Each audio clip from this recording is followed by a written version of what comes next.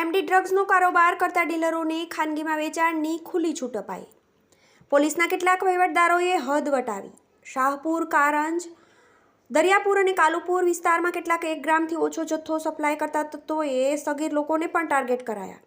શહેરમાં એમડી ડ્રગ્સનું વેચાણ કરતા કેટલાક તત્વોએ શાહપુર, કારંજ, દરિયાપુર, કાલુપુર અને જમાલપુર વિસ્તારમાં કારોબાર વધારવા માટે સ્થાનિક વહીવટદારોની સાથે લઈ નવો કારસો શરૂ કર્યો હોવાની ચોંકાવનારી વિગતો બહાર આવી છે। જેમાં આ વિસ્તારોમાં એમડી સહિતના ડ્રગ્સનું વેચાણ વધે તે માટે વહીવટદારો સાથે તેમના વિસ્તારના ઉચ્ચ પોલીસ અધિકારીઓને અંધારામાં રાખીને કેટલાક ડ્રગ્સ ડીલરોને ખાનગીમાં છૂટ આપવામાં આવી છે। આ માટે પ્રોહિબિશન કરતાં અનેક ગણી મોટી ડીલ કરવામાં આવી હોવાનું સૂત્રો દ્વારા જાણવા મળ્યું છે। શહેરમાં એમડી ડ્રગ્સનું વેચાણ વધે તે માટે ડ્રગ્સ માફિયાઓએ યુવાનો વધુને વધુ ટાર્ગેટ કરવા કેટલાક ડ્રગ્સ માફિયાઓએ છેલ્લા 2 થી 3 મહિનાઓથી તેમની મોડસ ઓપરેન્ડી બદલી છે। જેમાં શહેરના કેટલાક ચોક્કસ વિસ્તારમાં ડ્રગ્સની આદત ધરાવતા યુવાનોમાં ડ્રગ્સનું વેચાણ વધે તે માટે કેટલાક વહીવટદારો સાથે સીધી સાંઠગાંઠ કરી હોવાની ચોંકાવનારી માહિતી સામે આવી છે।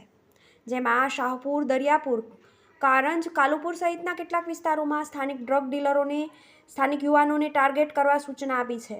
કોઈને શંકા ન ઉપજે અને મોટા પ્રમાણમાં કાર્યવાહી ન થાય તે માટે 1 ગ્રામથી ઓછા વજનના એમડીને વેચાણ કરવાની સૂચના આપી છે। સૌથી નવાઈની વાત તો એ છે કે વહીવટદારોએ તેમની હદના પોલીસ અધિકારીઓને અંધારામાં રાખીને સમગ્ર નેટવર્કને લીલી ઝંડી આપી છે। જે માટે પ્રોહિબિશન કે અન્ય કાળા કારોબાર કરતાં બમણો ભાવ નક્કી કરવામાં આવ્યો હોવાનું પણ જાણવા મળ્યું છે। જેના કારણે શાહપુર સહિતના પોલીસ સ્ટેશનના બુટલેગરોની સાથે એમડી જેવા ડ્રગ્સના સપ્લાયર્સ પણ સક્રિય થયા છે। જે બાબતની જાણ ઉચ્ચ પોલીસ અધિકારીઓને થતાં તેની ગંભીર નોંધ લઈને કેટલાક વહીવટદારો પર વોચ રાખવા માટે સૂચના આપવામાં આવી છે। જેના આધારે આગામી સમયમાં મોટા પાયે કાર્યવાહી કરવામાં આવી શકે તેમ છે। બીજી તરફ અમદાવાદ ક્રાઇમ બ્રાન્ચના જેસીપીએ શહેરમાં ડ્રગ્સનું નેટવર્ક તોડવા માટે મોટા પ્રમાણમાં કાર્યવાહી કરવા સૂચના આપી છે। પરંતુ સ્થાનિક વહીવટદારોએ હદ વટાવતા હવે ડ્રગ્સનો કારોબારને ટેકો મળી રહ્યો છે।